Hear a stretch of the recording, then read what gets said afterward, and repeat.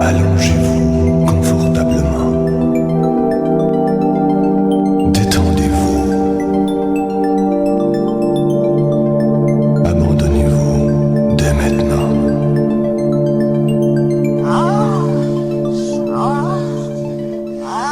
Êtes-vous ouvert d'esprit? Prends-moi. Je suis à toi. Le sexe sous tous ses angles, sans aucun tabou. Le Jazzer Show, un podcast qui fera couler beaucoup de salive.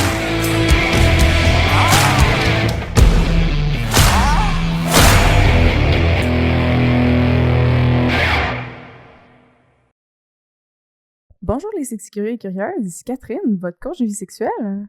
Et Jazzer Foisy, bienvenue au Jazzer Show. Aujourd'hui, on a des invités spéciales. Mais avant, j'aimerais savoir, Jazzer, qu'est-ce qui se passe avec toi? Moi, pas grand-chose. Ma vie est assez mouvementée depuis un bout, mais je suis bien content de recommencer les podcasts avec toi. C'est un honneur de t'avoir à mes côtés. Qu'est-ce qui se passe avec moi dans ma vie depuis un bout? Je suis très, très, très tranquille. Mais d'ailleurs, aujourd'hui, je voulais faire une petite pub. Aujourd'hui, j'ai été au IGA, puis je voulais acheter de la nourriture keto parce que je suis rendu au régime keto, entre guillemets. Puis sincèrement, ça marche en tabarnouche. J'ai commencé de 236 livres. Là, je suis rendu à 216 livres en l'espace de 2 mois. Puis, lorsque j'ai été acheter mes repas tout faits keto, j'ai arrêté à un stand de microbrasserie de la bière du Québec. Puis, j'ai acheté 2 bières. Une de Hochelaga au caramel salé. Sincèrement, c'est hallucinant comme goût. C'est un goût caramélisé, salé. Puis, regarde, ça nomme bien, hein? Caramel salé. Puis, aussi... Ça, sincèrement, c'est une microbrasserie que j'ai découvert il y a 2 semaines. C'est la microbrasserie. T'as mieux de me mettre mes lunettes à boire, ça commence bien. C'est pas drôle d'être vieux. Non, surtout quand t'es chaud. Non, c'est le domaine Bertillon qui est à Saint-Jean-sur-le-Richelieu. Bientôt, je vais les contacter. J'aimerais ça faire un podcast à son établissement. Puis, sincèrement, ils font de la colline de bonne bière. Puis aussi, qu'est-ce que j'aime aussi de leur bière, c'est leur étiquette. C'est toutes des étiquettes très sexy, très sensuelles. Je trouve que ça fit bien avec nos podcasts. Donc, je vous suggère d'essayer la microbrasserie Hochelaga. Bien sûr, c'est la rue Hochelaga à Montréal. Puis l'autre, c'est la rue, le domaine Bertillon à Saint-Jean-sur-le-Richelieu. Donc, voici mes petites pubs d'aujourd'hui. Et puis, dorénavant, à tous nos podcasts, on va faire une petite pub de 2 bières que j'aurais dégustées avant le podcast. Puis, je m'en en parlais. Puis, des fois, ça se peut que je sois un petit peu rond, un petit peu chaud. C'est ça. Tant que t'es pas une tête carrée. Ben non, moi, je suis un petit peu tête carrée. Donc, je viens de West Island. Donc, on va parler de notre sujet de ce soir. On a des personnes qui font de l'hypnose. Je vais laisser la voix à Catherine Fever. C'est Catherine Sex Coach, désolé. C'est l'animatrice. Caroline, ça passe la première fois que je parle autant lors d'un podcast. C'est ça qu'il faut. Oui, je sais. Ouais, il va falloir que je prenne ma place. Bon, bien sûr, c'est mon show, hein, Jazzer Show. Bon, OK, c'est à ton tour, Catherine. Ben, je veux souhaiter la bienvenue à Lucie et Steve. Merci beaucoup d'avoir accepté. Merci à vous de nous avoir invités. Merci beaucoup. Puis aujourd'hui, on va parler des deux côtés d'un sujet que je trouve super intéressant. Parce qu'en même temps, c'est un sujet duquel j'ai été longtemps sceptique. Mais, ben, quand vous connaissant quand même un petit peu plus intimement, que vous n'êtes pas des inconnus non plus, je vois le bénéfice que ça peut avoir, autant au niveau coaching que dans la vie de monsieur, madame, tout le monde, dans le fond, c'est l'hypnose. Oui, l'hypnose s'adapte vraiment à toutes sortes de situations dans une vie autant ludique que dans la vie de tous les jours pour régler des problématiques. Ben, aujourd'hui, qui se spécialise dans quoi? Moi, je suis hypnothérapeute. OK. Donc, tu as suivi vraiment une formation complète. Oui, de 1200 heures, plus autres petits cours ici. Là. Quelle école? Le Dauphin? Non, le FPHQ. OK. Ah, puis dans le fond, Steve, de bord, tu te poses du côté... Moi, je suis du côté de plus l'hypnose ludique, spectacle et érotique. Ah! OK, fait que là, il faut me dire, c'est quoi la différence entre les deux? La différence entre les deux, ben, de mon côté, c'est vraiment juste pour le plaisir, pour le show, pour l'amusement. Ça se fait de façon légère et si on suit quelques consignes de base qui sont très semblables aux consignes BDSM, le tout va se faire avec dans le plaisir, le respect et le consentement. Et, Puis en hypnose thérapeutique, ben, on va plus accompagner les gens vers un objectif qu'ils auront prédéterminé. On aura prédéterminé ensemble au début lors d'une rencontre initiale. Fait que ça me connaît un peu plus. Oui, Je exact. suis plus habituée à Ça ça. ressemble beaucoup au coaching, sauf qu'on va dans un... Tu sais, le PNL puis l'hypnose, c'est très semblable, là. Ben, ils ont les mêmes fondateurs qui ont fini par se séparer pour faire chacun leur branche et tout. Exact. De toute façon, on vous rabattra pas les oreilles avec ça. Vous n'avez pas besoin de ces informations-là pour en apprendre plus sur l'hypnose aujourd'hui. Et l'apprécier. Et l'apprécier, absolument. Si on dit côté thérapeutique, on peut s'attendre à quoi? Comment ça se passe? Il y a comme... Est-ce qu'on arrive puis ça règle tous nos problèmes? Est-ce que c'est une genre de baguette magique miracle qui fait tout pour nous? En fait, c'est souvent l'impression qu'on a, surtout quand on a été voir des spectacles, justement, d'hypnose tels que Mesmer. Entre autres, on a l'impression que la personne va nous dire quelque chose, l'hypnotiste va nous dire quelque chose, puis pouf, c'est fait. Ben, en thérapie, c'est pas nécessairement comme ça que ça se passe. On va dans un état de transe qui est très différent que celui de l'hypnose de spectacle. Vraiment, ce qu'on fait, c'est qu'on accompagne la personne. OK. Puis, dans l'accompagnement, est-ce que la personne a autant ou moins de travail que, mettons, dans un coaching conscient? Comme au niveau conscience-inconscience, mettons? Je te dirais que c'est pas mal pareil. OK. Puis c'est souvent ce à quoi les gens s'attendent pas. Moi, quand les gens viennent me voir puis que je les accompagne, je donne des devoirs. Tu sais, ça, il faut qu'ils soient assurés, là. Dans le fond, on a peut-être sauté un peu vite. On a peut-être sauté un petit peu vite, mais à la base, c'est quoi l'hypnose? Ben, l'hypnose, c'est un état de conscience modifié. OK. Puis ça, tout le monde passe à travers divers phases de conscience modifiée. Oui, c'est ça. Quand, mettons, tu pars en char, puis tu rentres chez vous, puis t'es même pas sûr de comment t'as fait le chemin. C'est comme un blanc. OK, ben, ton subconscient qui t'emmène. Ouais, t'as su un chemin qui est tellement enregistré que ton subconscient, il a pris le volant. Fait que ça, c'est un état de modifié de conscience. Juste avant de t'endormir le soir, tu sais, quand t'es dans un entre-deux. En fait, l'hypnose, c'est ça. C'est l'entre-deux entre l'éveil puis le sommeil, souvent. L'espace où est-ce que ton conscient, ton rationnel a un petit peu foutu le camp, parce qu'il n'y a pas d'affaire là quand tu t'endors, techniquement. Hein? C'est vrai. Mais d'un sens, ce que je fais, avant de m'endormir, je passe à Catherine. Oh my God. Ça veut dire que tu dors pas? Non, ben...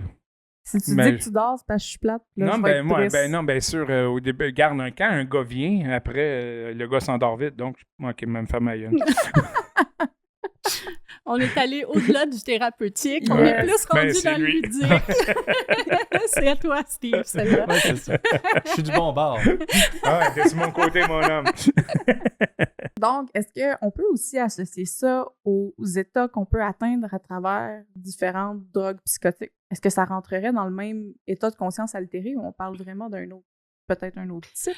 Un autre type, je te dirais. Ok. Parce que quand on est avec des psychotiques, on a beaucoup de misère habituellement à focusser puis à être vraiment dans qu'est-ce qu'on fait. Souvent, on est beaucoup plus dans le spontané, si on Ok. peut dire. T'sais.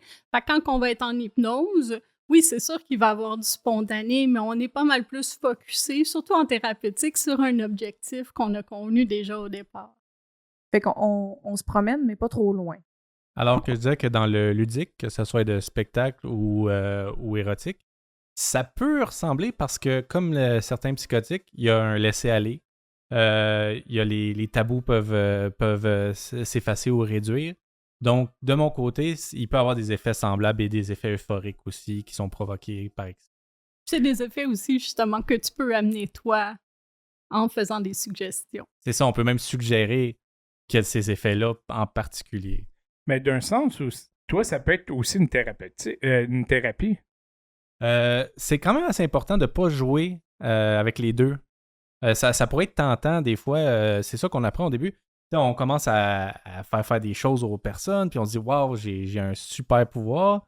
Puis là, les gens commencent à te demander « Ouais, tu pourrais-tu me régler? » Mais si on n'a pas la formation thérapeutique, on ne sait pas ce qu'on fait. On peut croire que, exemple, la personne, elle veut maigrir. Puis là, moi, je ne saurais pas le thérapeutique. Je dis « OK, ben là, tu vas moins manger. » Puis juste quelque chose de simple de même parce que je sais pas, ben je vais peut-être créer un désordre alimentaire.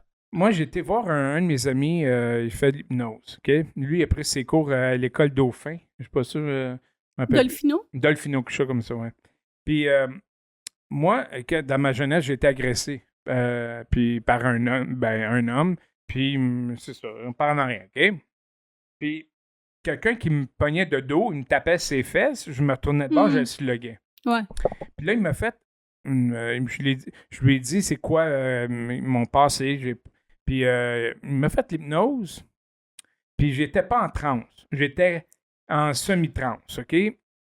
Puis après, qu'est-ce qu'il a fait? Il est en arrière de moi. Il a mis sa main dans mes shorts. Ça m'a rien fait. Depuis ce temps-là, j'ai plus ce blocage émotionnel. C'est ça, donc...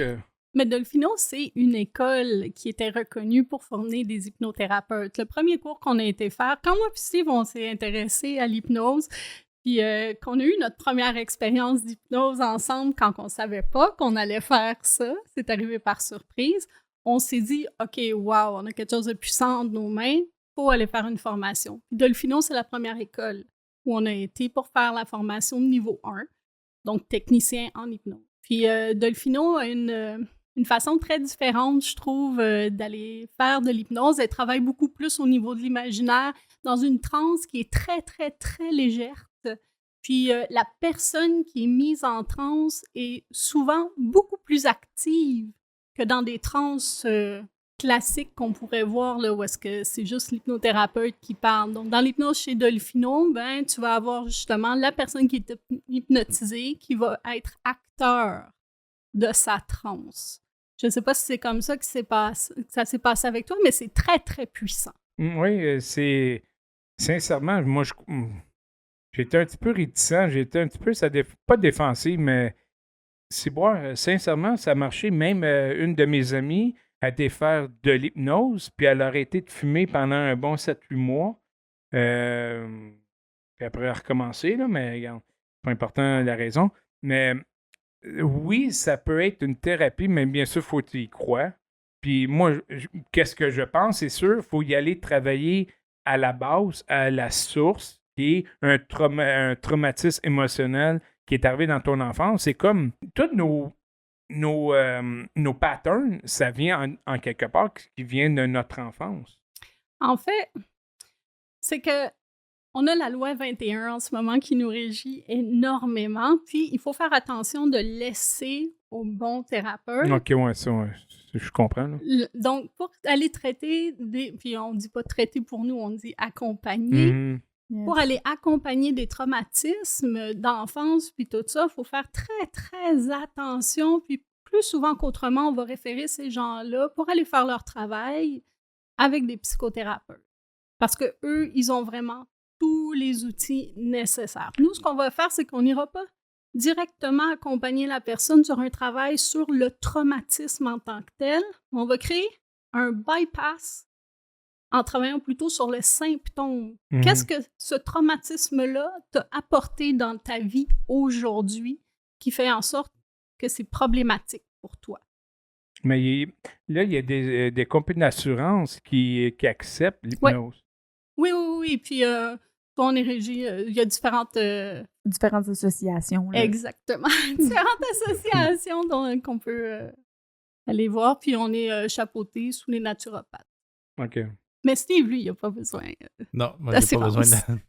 Ben, c'est pour revenir justement sur ce point-là qui est important entre le thérapeute, même hypnothérapeute peut porter dans une certaine mesure à confusion, mais c'est le devoir de la personne qui vous accompagne, que ce soit en coaching, comme moi, en hypnothérapie, comme Lucie, de vous référer Puis, c'est un point qui me tient à cœur parce que, oui, comme Steve a dit, on peut avoir l'impression parfois que, justement, on peut les aider. T'sais, on peut aider ces gens-là à passer par-dessus certaines choses pour lesquelles on pense être outillés, mais c'est la responsabilité qui nous appartient de les référer et non d'essayer de pousser à travers quelque chose qui sort un peu de notre cadre d'expertise, dans le fond. C'est là que ça se pose, là. Ça arrive-tu des fois dans vos débats sexuels que vous vous servez de l'hypnose pour des affaires... On serait fou de pas essayer ça. Oui, bien sûr. C'est pas tout le temps parce que c'est le fun aussi d'être complètement là, mais oui, on s'en sert. Surtout, moi j'ai une imagination très, très, très fertile. Fait que, puis je suis un geek. Fait que, on s'entend que j'aime mettre plein de fantaisies qui sont impossibles dans la vraie vie, là. Un exemple? Donnez-moi des démons, donnez-moi des tentacules, donnez-moi des transformations de corps, comme expérimenter un corps féminin, un orgasme féminin, avoir un clitoris. Ça, c'est des exemples que j'ai faits, que je me suis fait faire par Lucie. Souvent, quand je vois qu'il est un peu dissipé, je suis capable aussi de recentrer son attention, par exemple. Puis juste de dire, admettons, de lui dire qu'il est incapable d'enlever ses yeux des miens, là, tu sais, donc il doit me regarder profondément tout au long. Tu sais, il y en a qui disent cette connexion-là est super importante. Puis, tu sais, c'est oui, il est un petit peu dissipé là, dans son attention. Hey, tu me regardes juste ici. Ça a un petit côté kinky. Ah oui. Il y a beaucoup de quais. Ou sinon, quand t'es comme Lucie, ben, tu fais faire des niaiseries à ton partenaire. Comme il fait danser comme un Backstreet Boys ou être un bodybuilder avec des muscles de plus en plus gros. Des muscles. Pour quelques exemples d'affaires. Elle a ri cette fois-là. Ben, une fois, vous m'avez montré une séance que vous avez faite avec une de vos amies qu'elle faisait un chien. Hein. C'était vraiment nice. Bien sûr, il y avait une belle vue aussi, là, mais... non, mais j'ai trouvé ça... Mais sincèrement, le monde qui vont écouter cette émission-là, oui, faut faire confiance au hypnothérapeute, mais sincèrement, oui, ça peut changer votre vie et devenir... moi, sincèrement, ça m'a changé énormément sur ma sexualité, sur mon ouverture. Regarde, c'est bon aussi pour arrêter de fumer, mais maigrir, c'est bon aussi pour... l'anxiété. L'anxiété, le stress, dormir. Exactement. Il y a une panoplie de choses que l'hypnose peut vous... pas régler, mais pour... on peut les accompagner. Vous accompagner dans le droit chemin. Ben, mettons, là, en tant que, justement, spécialiste, dans le fond, tu as décidé de te spécialiser vers les aspects sexuels, donc dans la sexualité. Toi, t'accompagnes dans quoi, plus précisément, ou le plus souvent, disons? Le plus souvent, ces temps-ci, c'est l'éjaculation prématurée. OK. Je sais que j'ai répondu à tu sais, je donne des petits conseils ici et là sur différents groupes Facebook. Parfois, les gens, ils m'écrivent pour en connaître plus. Je te dirais que le 3/4 de ma clientèle en ce moment arrive avec des désirs, justement, d'augmenter leur temps dans leur courbe d'excitation. Mais ce serait occasionné par quoi, d'après toi? Occasionné par quoi? Ben, il y a différentes choses qui peuvent rentrer en compte. Souvent, on va dire que c'est plutôt un mauvais apprentissage, une mauvaise gestion du mode d'excitation sexuelle.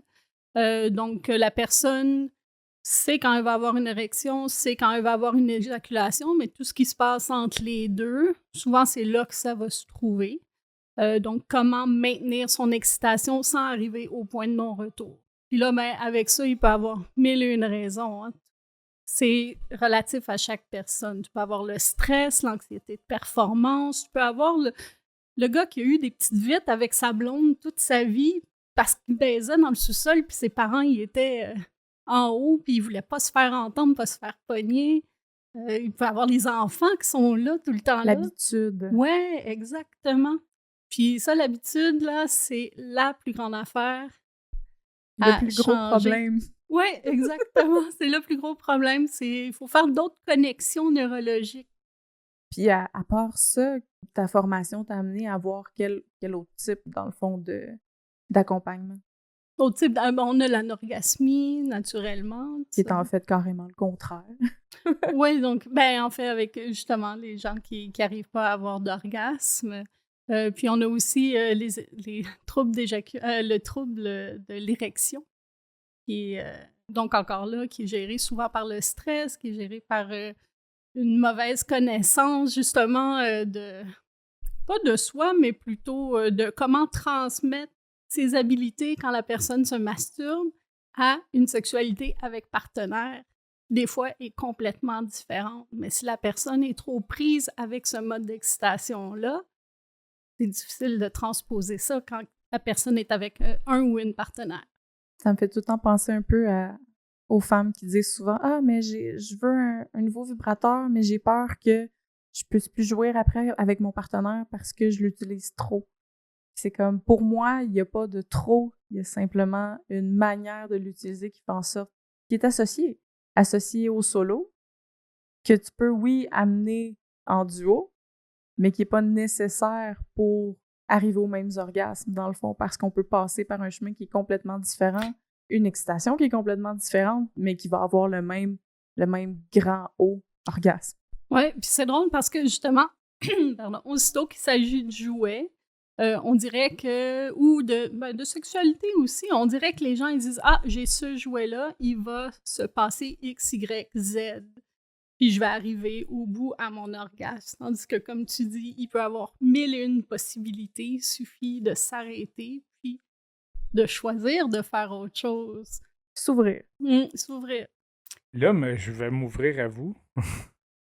Parce que depuis quelque temps, ma libido est encore là, mais c'est juste que j'ai plus le goût de baiser.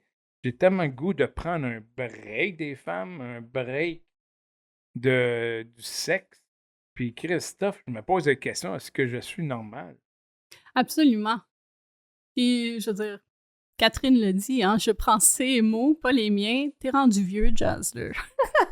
Ouais, 50 ans, ouais. Mais je connais un de mes amis que 57, tabarnak, esti, il vient 3-4 fois par jour, esti, tabarnak, c'est un crise de machine, ce gars-là. Là. Ben, je pense qu'il faut venir un peu à terme avec le fait que la sexualité des autres, c'est pas la nôtre. Exact. Tu sais, que c'est pas plus performant lui qui a 5 orgasmes par jour, par exemple, mais que finalement, il en vit réellement qu'un seul à travers tout ça, puis les 4 autres sont OK. Mettons, c'est des 5, 6 sur 10, tu sais. Ben ouais, regarde, moi, j'ai toujours eu une libido assez haute. Regarde, je suis dans le milieu, hein, Christophe, le sexe, il n'y a rien de plus beau que ça. Les femmes, il n'y a rien de plus beau que ça.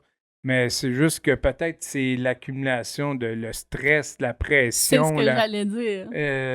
Regarde. Je pense que des fois, on en a beaucoup dans notre assiette. Puis, je veux dire, l'instinct de survie, c'est drôle que je veux dire que l'instinct de survie passe justement, t'élimines les choses pour être capable de... les choses qui sont moins importantes à ce moment-ci de ta vie pour être capable de garder ton stamina pour autre chose.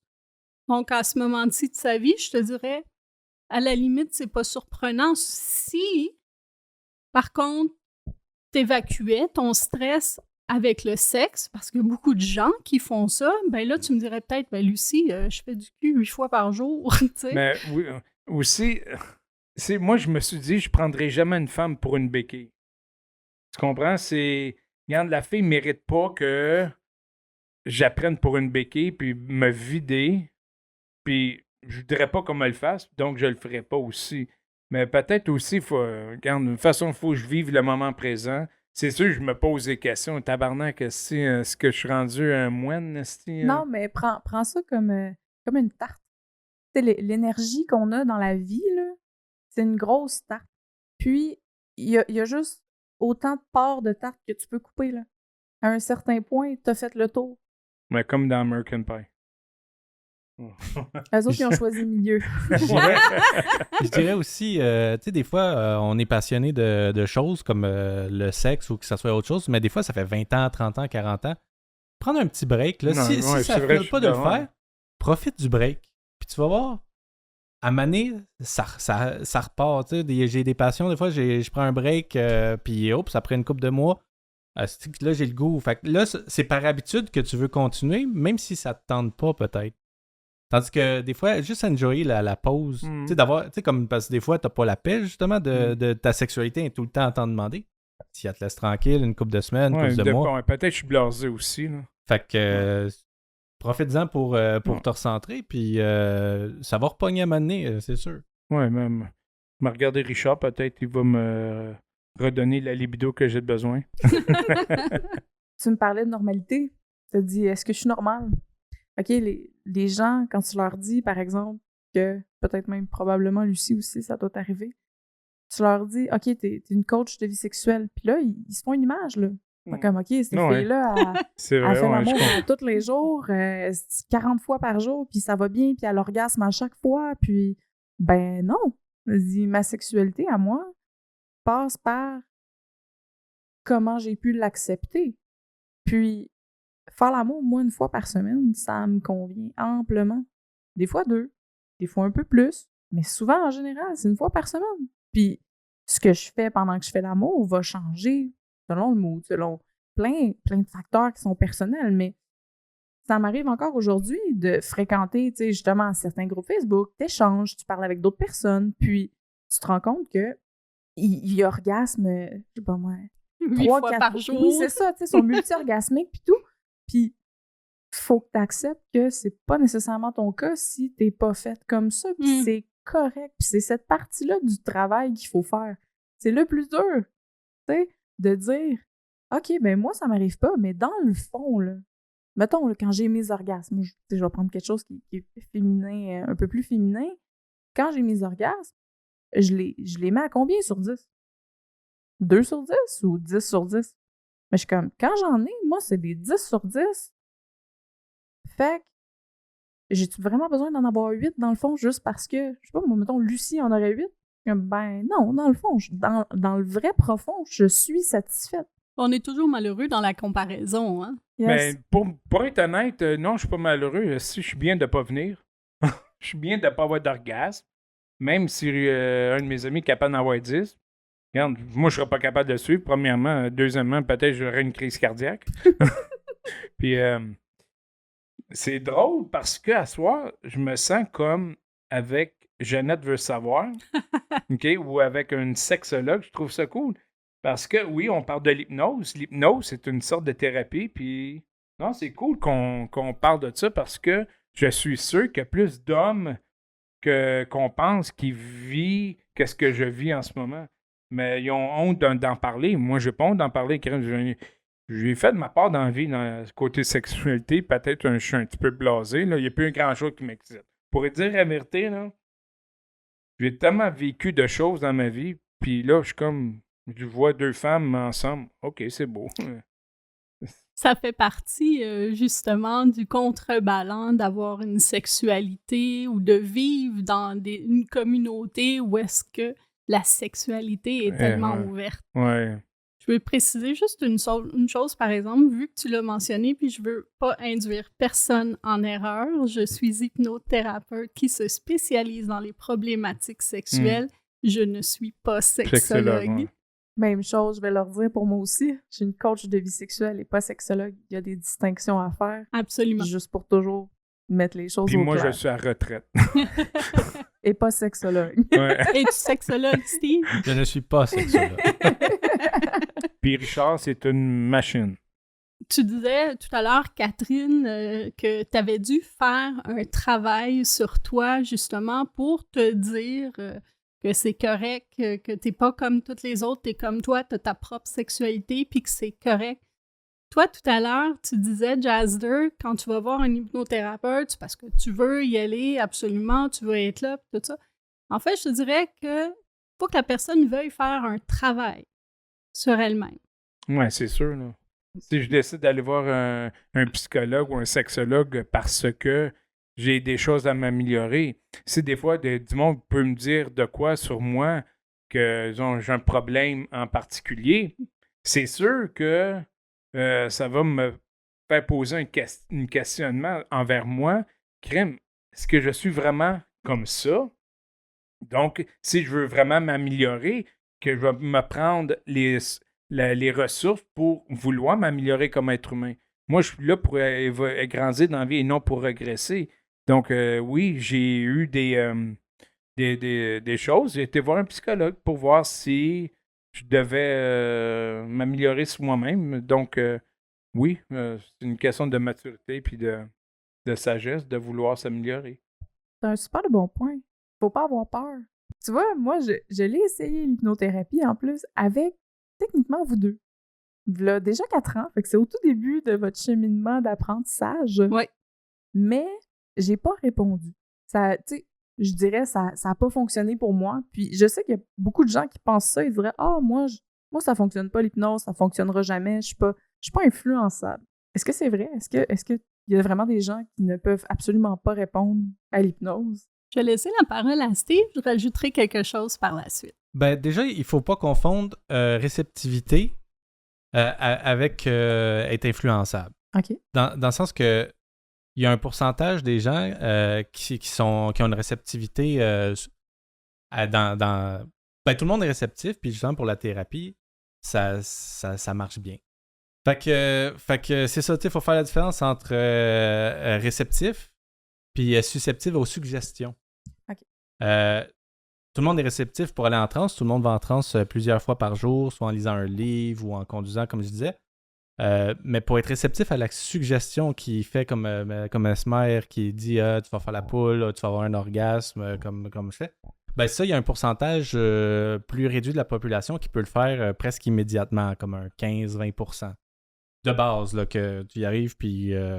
Mais au-dessus de ça, on monte le pourcentage beaucoup, des fois avec plusieurs facteurs, dont la confiance. Donc, si c'est quelqu'un que comme Mesmer, qui t'a pas parlé, puis tu vas sur le stage, ces gens-là, ils embarqueront pas. Mais ils ont sa réputation aussi, Mesmer, fait que ça joue beaucoup. C'est ça, fait qu'ils ils veulent pas se montrer, mais en privé, avec quelqu'un qui a une attirance aussi, ça joue. OK. Parce que quand on a une attirance, on a une confiance plus facile, tu sais, c'est facile. Puis le temps.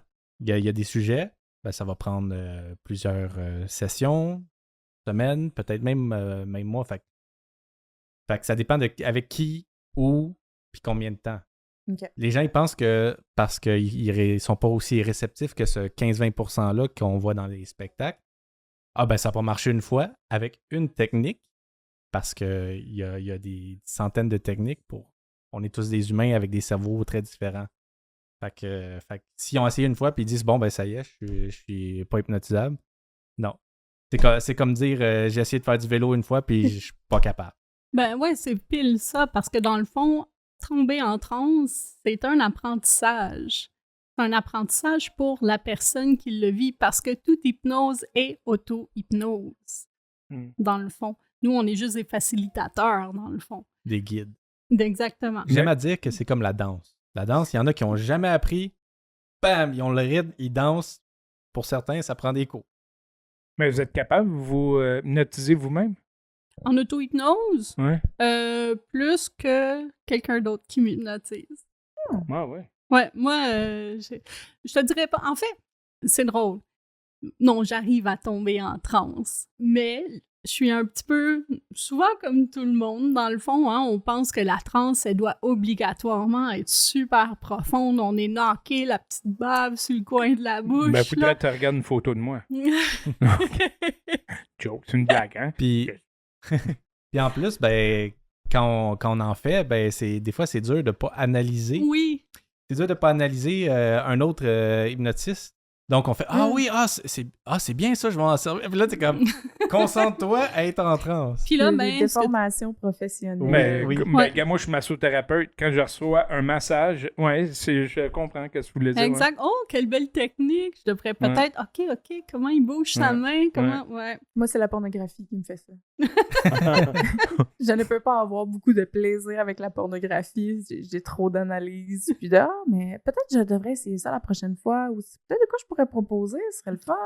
Ouais. Avec fisting? Peut-être. Avec Lucie, ce qui marche le mieux, c'est quand c'est des techniques qu'elle connaît pas parce qu'elle n'est pas en train de les regarder. Ah oui, ça, c'est ce qui s'en vient après, puis ci, puis ça. Mais aussi, c'est ça, les gens, ils pensent qu'il faut absolument être dans un état de transe très, très profond, tandis qu'en hypnothérapie, c'est pas nécessaire. Tu sais, tu pourrais être très, très légèrement en transe, ou je pourrais même te dire « Hey, Jazzler, ferme les yeux, puis imagine ta porte d'entrée. Imagine la couleur qu'elle a. Est-ce qu'elle a des fenêtres? Est-ce qu'il y a une lumière au-dessus de cette porte-là? » Puis juste le fait de fermer les yeux et d'imaginer, t'es dans un état modifié de conscience. Ça me fait penser à de quoi? Si les personnes qui sont pas réceptifs, ça se peut-tu qu'ils aient peur que l'hypnothérapeute lui fasse faire n'importe quoi? Mais moi, quand j'ai fait l'hypnose, quand j'ai reçu une séance, j'étais conscient, j'étais en semi-transe. Mm-hmm. Donc, j'étais conscient de tout ce qui m'arrivait, mais je me laissais aller. Absolument.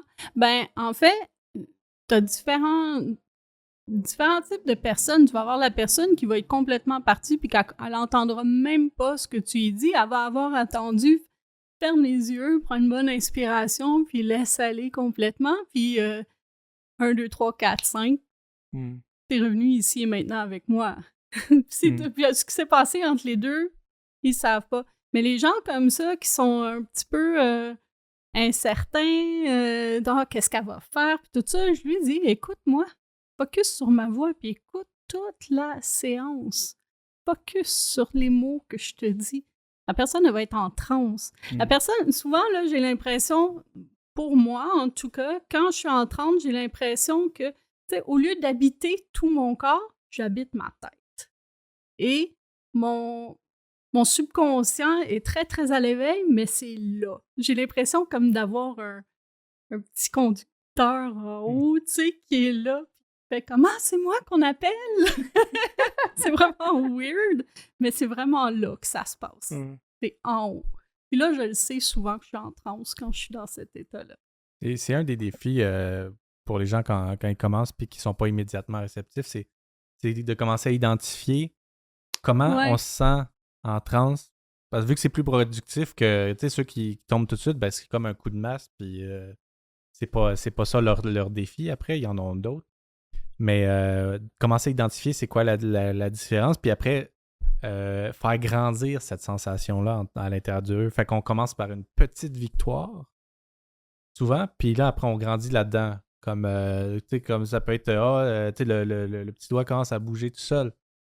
Je n'ai pas senti que j'étais super parti, que je pourrais faire, mais le doigt a bougé tout seul. Le doigt a bougé tout seul, puis c'est quand même, on prend cette victoire-là, puis on la fait grandir au bras, puis à maner.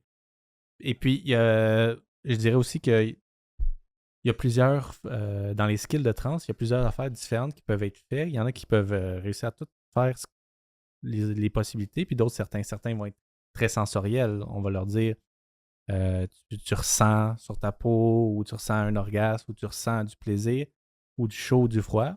Il y en a d'autres ils vont avoir facilité à oublier. Tu oublies un chiffre, tu oublies un nom, tu oublies ton propre nom. Il y en a que ça va être plus le visuel imaginatif. Tu te vois dans un paysage fantaisique, dans un champ, à la plage. C'est tout.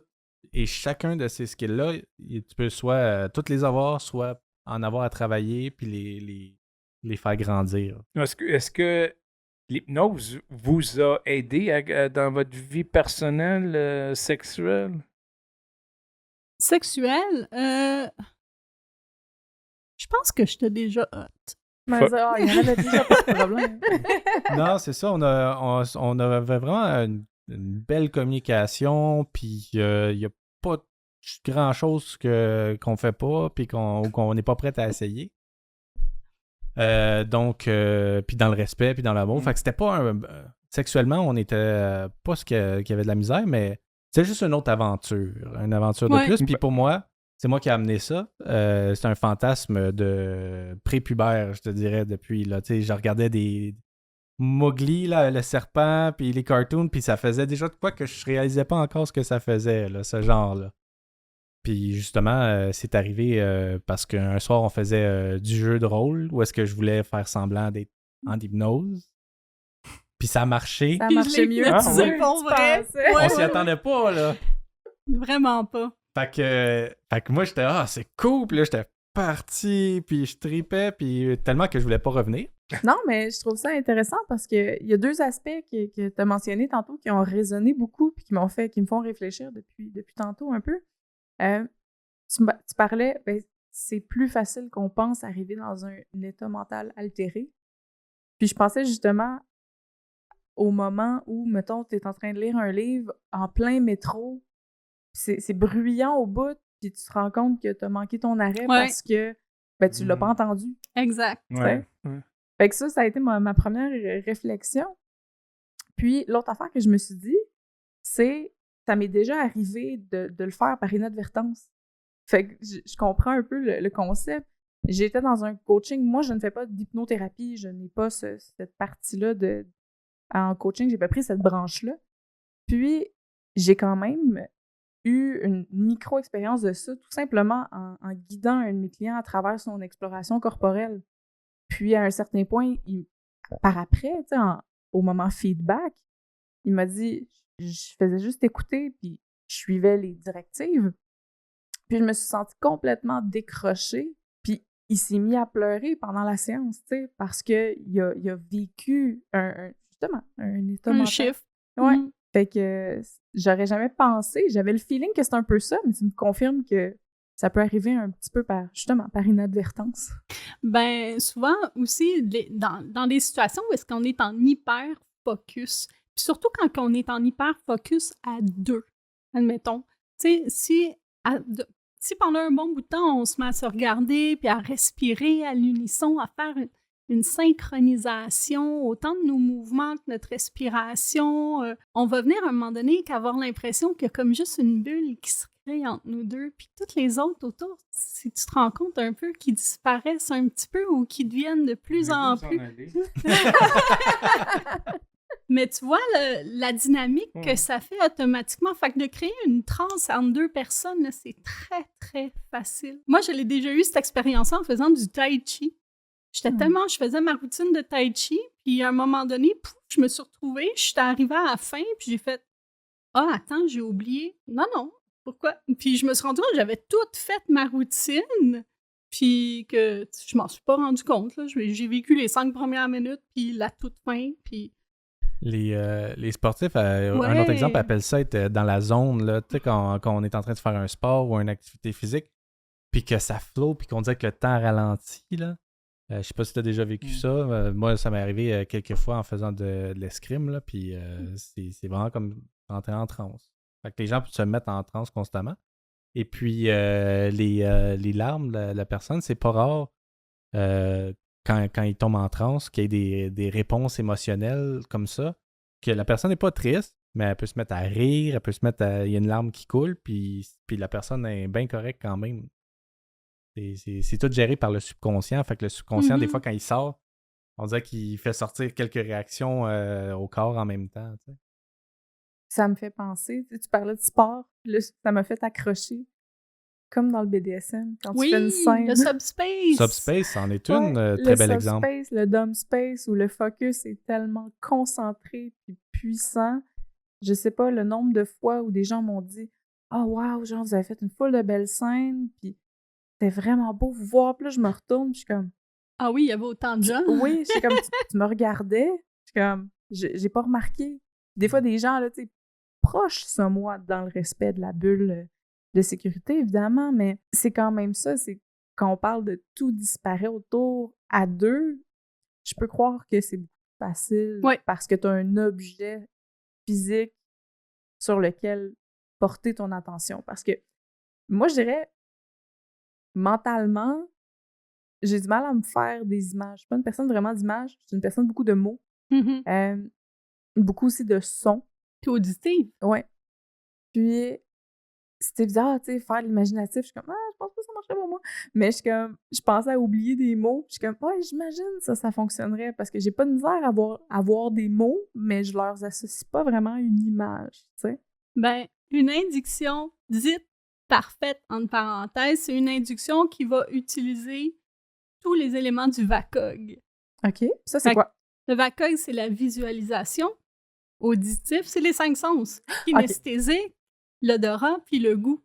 Fait qu'admettons que si on parle, puis on fait « Ah oui, t'es sur le bord de la plage, Catherine. » Puis quand t'inspires, les vagues, tu les vois que les vagues viennent vers toi, puis quand t'expires, elles vont au loin. Puis en plus, t'entends le son de ces vagues-là, puis peut-être des oiseaux, des goélands. Sur ta peau, tu ressens une merveilleuse chaleur du soleil. Sous tes pieds, tu sens le sable entre tes orteils se glisser. Fait que tu vas aller justement chercher tous ces éléments-là, puis là, t'es sûr qu'au moins, tu vas aller pogner celle qui va parler à la personne. Parce que tu vois, moi, ça a marché. Le son, le toucher, le toucher, mais en même temps, ça m'a flashé. C'est des expériences que j'ai déjà vécues. Ben, idéalement, tu t'en vas là aussi. Fait que, est-ce que c'est un facteur important d'amener la personne, par exemple, à des endroits où elle a déjà essayé quelque chose, où elle a déjà vécu une expérience, disons, similaire? Je dirais oui. Ouais. Ça dépend de chaque personne. Il y en a qui vont préférer se référer à quelque chose qu'ils connaissent, puis d'autres qui n'ont aucun problème à monter de pièces. Tu sais, tout à l'heure, notre amie, là, que tu as vu la vidéo qu'elle faisait son chien, puis je te disais, elle, sa référence de chien, c'est un gros chien. Un gros chien patouf, là. Puis tu sais, je veux dire qu'il y a des grosses pattes qui sautent sur le monde, qui te lichent en pleine face. Ben si c'est ça son code pour un chien, c'est de même qu'elle va l'être, là, très probablement. Ou encore, si son chien l'énerve, elle va dire « J'aurais aimé ça bien avoir un petit chien tout calme, tout doux. » Peut-être qu'elle va aller vers cette référence-là aussi. Si elle n'avait jamais eu de chien dans sa vie, elle va aller chercher l'image qu'elle a d'un chien qui est peut-être pas accurate du tout, là, qui a peut-être aucun rapport. Non, mais c'est un exercice que je fais souvent avec les personnes qui sont en coaching avec moi, surtout quand ça donne que c'est des couples. C'est de la représentation. Mm-hmm. C'est de trouver qu'est-ce que, vu que c'est en PNL, pour moi, c'est souvent des mots, qu'est-ce que, par exemple, le mot « respect » représente pour toi? Puis même, j'aimerais ça qu'on l'essaye là. Pour toi, Lucie, c'est quoi le respect?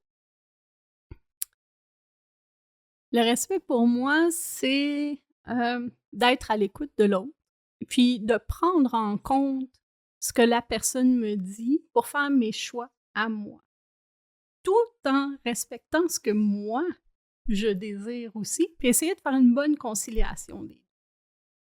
Tu vois, pour moi, le respect, c'est de permettre à une personne de s'épanouir dans ce qu'elle veut, puis de lui fournir les outils nécessaires pour qu'elle puisse y arriver. Mais c'est aussi de comprendre que cet être humain-là ne m'appartient pas. Pour toi, Jazzer, c'est quoi le respect? De toute façon, vous savez, mon slogan, c'est « Oser dans le respect du non-jugement ». Pour moi, le respect, c'est que tu dois m'accepter comme je suis, tu dois accepter mes choix, mes valeurs.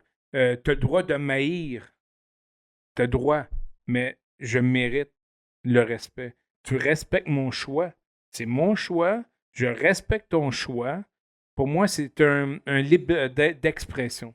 C'est un choix que ça m'appartient. Toi, ça t'appartient pas, le choix que j'ai fait. Puis pour toi, Steve, c'est quoi le respect? Le respect, c'est de laisser la place aux autres pour leur laisser être ce qu'ils ont besoin d'être à ce moment-là. Peu importe si on est d'accord ou pas, laisser la place à l'autre pour pouvoir se découvrir, puis grandir. Puis des fois, ouais, on peut trouver que on est ou que l'autre est un peu nono, mais ils sont peut-être pas rendus aux mêmes places dans leur cheminement que les autres. Puis on sait pas d'où les gens ils viennent, puis c'est quoi leur bagage, puis qu'est-ce qu'ils ont à traîner. Fait que laisser la place pour s'écouter, puis laisser aussi s'écouter nous, dans le fond. Fait que tu vois, mettons, moi, Lucie, Steve, on a eu le réflexe de penser au respect de l'autre. Donc, de projeter vers l'autre le concept du respect. Toi, Jazzer, t'as commencé par faire « Moi, la manière dont on me respecte, c'est... » Fait que toi, t'as pensé au respect que l'on te porte. Fait que juste dans la manière qu'on interprète ça dans notre tête, quand on se fait poser les questions de ce genre-là, c'est différent pour tout le monde. Sincèrement, là, tu sais quoi, Catherine? À chaque émission qu'on va faire, on va prendre un mot. OK, on va dire. Ça, c'est une très, très bonne idée que tu as eue ce soir. Parce que le mot respect, ça dépend comment qu'on le voit, le respect. C'est vaste aussi. Ouais. J'ai trouvé ça très, très vaste Mm. dans l'application du mot respect. Puis je pense qu'on a démontré quand même multiples endroits. Puis je suis pas en désaccord avec justement ta définition du respect qui rejoint aussi, je trouve, le mien dans un certain sens, puis qui pourrait être inclus aussi. Ça dépend qu'est-ce qu'on a choisi de dire à ce moment-là. C'est ça. Oui, parce que il y a certaines affaires que vous avez dit que j'aurais pu inclure aussi, mais je me suis dit, tu sais, on va. Ah plus oui, de on diversité, diffère- mais- C'est pas juste ça, mais c'est pas Mais, le tu sais, ça- réflexe. Ouais. Tu sais, le réflexe, quand tu penses au mot, on aurait pu faire beaucoup plus simple, là, puis dire quand tu penses à un cheval, tu penses à quoi? Hmm. Tu sais, il y a des gens Oui, qui vont oui. penser à un cheval monté avec une selle, il y a des gens qui vont penser à des chevaux. Le cheval de trait. Oui, c'est puis- ça, tu sais, ou des chevaux dans la plaine en train de courir, c'est le même mot, le même concept, mais il est interprété de manière différente. Mais Exact. des fois aussi, la perception d'un mot. Mhm. C'est un exemple, jugement. Pour quelqu'un, le jugement, c'est ça, mais ça dépend comment qu'on voit la situation. Même, des fois, l'auto peut être rouge pour quelqu'un, mais pour une autre personne, l'auto va être blanche. Tu comprends? On perçoit des choses différemment d'un être humain à un autre. C'est ça qui est la beauté de l'être humain, parce qu'on est tous différents. Absolument. On vient de couvrir beaucoup de choses sur l'hypnose. Une personne qui aimerait ça se lancer dans un cheminement en hypnose, où est-ce qu'elle doit être mentalement, dans son cheminement personnel ou dans son cheminement d'introspection? N'importe où. N'importe où. N'importe où. Parce que, ben, en tout cas, si on parle du côté hypnose, pas érotique, hypnose thérapeutique, ça fait grandir. Automatiquement, là, j'ai tellement évolué, changé mes dynamiques avec moi-même, avec les autres autour de moi depuis que j'ai commencé ce processus-là. Puis à chaque transe que je fais aux autres, je continue de travailler sur moi-même. Tu sais, à force de répéter des mots, à force de répéter des suggestions, ça s'imprègne sur moi aussi, là. Tu sais, j'ai un gros splash en même temps, tu sais. Puis je veux dire, je me sens jamais aussi calme dans une semaine que quand j'accompagne des gens qui ont des troubles d'anxiété, puis qu'on apporte du laisser-aller, puis de la relaxation dans leur vie, tu sais. Donc, où est-ce qu'ils doivent être? Où est-ce qu'ils ont envie? La seule affaire qu'ils ont besoin d'avoir, c'est un esprit ouvert, puis d'être curieux. Ah, j'aime ça. Mais c'est drôle parce que le prochain mot que je voulais parler, ouvert d'esprit. C'est quoi ouvert d'esprit? Ça pourrait être dans la prochaine mission. Le prochain mot, c'est ouvert d'esprit. Absolument. On va le prendre en note, puis on s'assurera de poser la question de nous éviter. Puis, mettons, Steve, toi, du côté hypnose érotique, qu'est-ce que tu aimerais rajouter? Sur l'hypnose érotique, j'aimerais, parce qu'on a parlé d'un peu de ce qui est faisable, Mhm. mais j'aimerais parler un petit peu de comment ça se passe, S'il vous un plaît. petit peu de A à Z.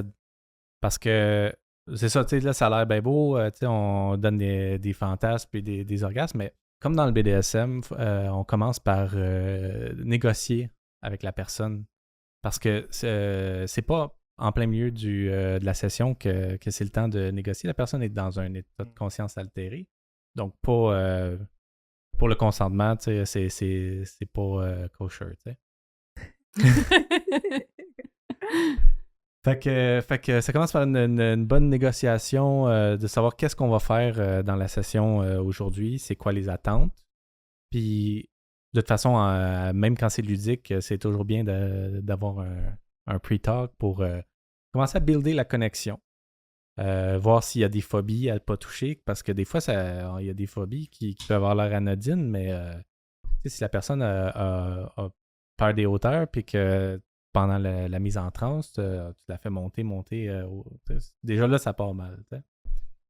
Fait que c'est ça. Fait qu'on essaye de se connaître un petit peu puis de voir l'objectif. Ensuite, une fois qu'on a établi ça, puis des safe words qui vont être aussi implantés en hypnose aussi, autant que d'avoir dit avant, souvent les codes de couleur classiques, vert, jaune, rouge.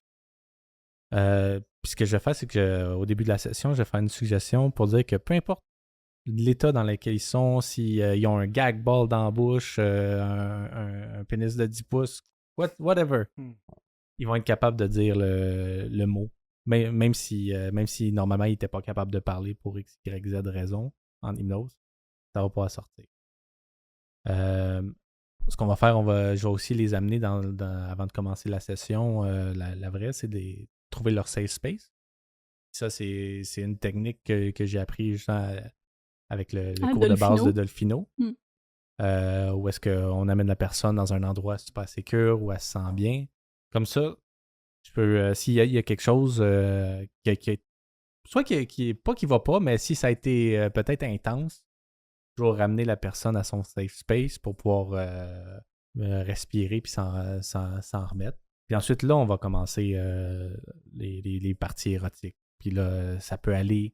Comme disait soit on peut faire vivre un fantasme complètement dans la tête sans qu'il y ait aucun toucher, sans qu'il y ait rien. La personne, elle aimerait j'ai une amie, elle tripait sur Outlander. Mm-hmm. Le gars, il y a une scène chaude où est-ce qu'il y a de mariage, là, pour ceux qui sont fans de la série. Ben, elle a capoté là-dessus. Fait que j'ai fait vivre cette scène-là. Elle, c'était l'héroïne, puis elle se faisait ramasser par l'Écossais. C'était son mariage.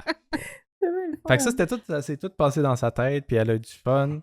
Fait que ça, c'est une des applications qu'on peut faire. On peut aussi faire avoir des sensations, comme je disais, corporelles. On peut faire grandir le plaisir d'une façon progressive.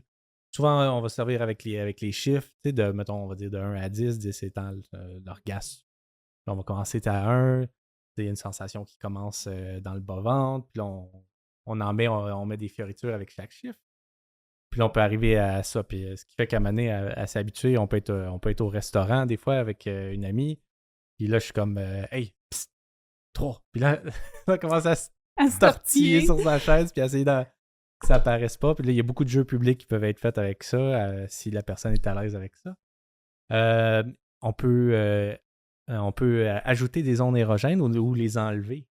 On peut faire que la personne est en chasteté hypnotique, ou on peut tripler la sensibilité, ou mettre un clitoris sur la main, puis justement en public, frotter la main. Avec la chasteté, une affaire qui est vraiment le fun, c'est que habituellement, ben, tu mets une personne en chasteté, puis tu laisses le temps passer. Hein. En hypnose, ben, c'est comme s'il y avait une horloge, puis tu tournes comme ça, hein, ça fait 1 semaine que tu es en chasteté, 2 semaines, 1 mois, 1 an que tu es en chasteté. Puis après ça, enlever la chasteté, donner un orgasme, puis l'orgasme complètement décuplé parce que ça fait 1 an qu'elle est en chasteté. Même si en réalité, ça fait 5 minutes. Exact. Oui, ou ne pas lui donner l'orgasme et regarder la personne être le plus en manque qu'elle n'a jamais été dans sa vie. Puis ça aussi, c'est très drôle. Est-ce que vous avez une page Facebook qu'on pourrait vous rejoindre s'il y aurait besoin de... Pour l'hypnose érotique, si tu fais sur la barre de recherche MTL pour Montréal, MTL Hypnose, tu vas tomber sur ma page, Lucie Vigneault, hypnothérapeute. Puis pour l'autre, ça va être MTL Hypnotrans sur Facebook aussi. Et tu vas tomber sur un groupe de gens enthousiastes. Des fois, on fait des munchs. Des fois, on essaie... De faire des pratiques des fois pour ceux qui ont envie justement d'apprendre un peu plus, de s'intégrer un petit peu plus dans une communauté. C'est un très bon choix, Catherine, d'avoir... T'avais dit que ça allait être le fun. Moi, c'est notre deuxième émission qu'on fait ensemble. Le premier, c'était au Cyprès. Puis, sincèrement, je suis content de mon choix. Je suis très contente de ton choix. Je veux juste faire un petit accroche pour finaliser ce que Steve a dit. Tu parlais du consentement, tu parlais du safe word. Ça m'a vraiment mis des grosses étoiles parce que, justement, c'est la preuve que ça prend une forme de cours une forme de formation pour arriver à bien le faire. Je vous dis pas nécessairement de pas faire ça à la maison, j'imagine que vous allez être d'accord avec moi, mais Il y a beaucoup de livres qui ont été écrits, puis il y a des livres meilleurs que d'autres, puis il y en a des nouveaux aussi, on les a pas tous lus. Nous, même quand on a commencé à s'intéresser, à approfondir nos apprentissages, on a fait venir Mark Wiseman des États-Unis pour donner un cours à Montréal pour une fin de semaine entière. Puis on était une trentaine à avoir suivi ce cours-là. Ça a été une fin de semaine vraiment magique. Il nous a appris tout de A à Z. Puis il a écrit 2 livres. Le premier livre, c'est Mind Play. Puis le deuxième, c'est... Je me souviens. Je pense que c'est Mind Play A Study Guide. Ouais, aussi. c'est The Study Guide qui est comme un petit peu plus axé sur comment donner une classe d'hypnose érotique, mais qui a quand même beaucoup de matériel quand t'as vu Plein le de premier. nouveaux exercices à faire.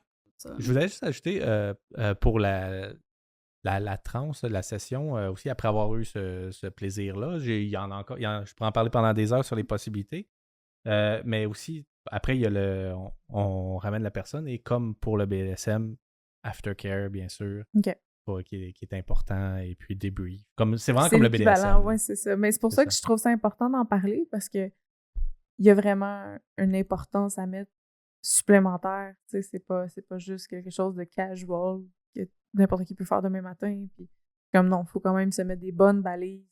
Puis aussi des gestes de sécurité, des mots de sécurité. Puis comme tu as dit, j'aime ça que tu dises, malgré le fait que tu seras dans l'état ABC, t'empêche de parler, ça ne change pas le fait que tu peux utiliser ton safe word. Tu sais, c'est de penser en sécurité supplémentaire. Puis quand on donne les cours, il y a plein d'autres sécurités qu'il faut penser. Exemple, tu sais, si je dis à Lucie, OK, chaque fois que tu vas entendre le mot rouge, tu vas avoir un orgasme. Puis, je pense pas à l'enlever ou je l'enlève, mais j'ai juste dit ça. Ça fait une suggestion qu'on appelle ouverte. Ça veut dire, OK, le mot rouge, c'est orgasme. La meilleure façon de le dire, c'est quand moi, et seulement moi, va dire le mot rouge, tu vas avoir un orgasme. Ça, tu mets une sécurité. Mais si tu veux être comme blindé, quand moi, et seulement moi, va dire le mot rouge, et que tu vas être dans un endroit que tu te sens confortable, et pour la durée de ce soir seulement, tu vas avoir un orgasme. Là, je viens de mettre comme 3 sécurités, parce que, mettons qu'elle elle écoute la radio rouge dans le char, bang! Orgasme. Mais tu sais, ça peut être le fun, mais il faut que ça soit faut que ça soit consenti, exact. Consenti jusque-là. Puis on en fait toutes des erreurs, hein. Puis je veux dire, Steve, il parle de ça parce que ça nous est arrivé qu'on a laissé ouvert une suggestion, puis tout le monde dans la salle, rouge, juste pour tester, puis nous autres, on a fait, oh, wow, non, il y a quelque chose qui se passe, puis c'est vrai, on a oublié ça. Tout le monde, surtout, tu sais, bon, en hypnothérapie, il faut pas faire d'erreur. Mais on dans s'entend le ludique. En hypnothérapie, t'as combien d'heures de cours? Oui, c'est ça, exact.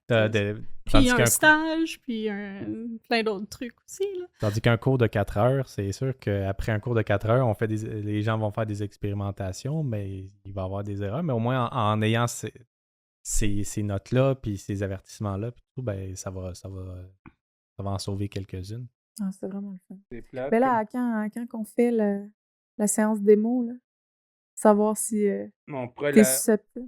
Non, mais on pourrait on pourrait aller chez eux ou on pourrait en faire une séance. Mais... Au local, puis ça serait cool de le présenter. Là.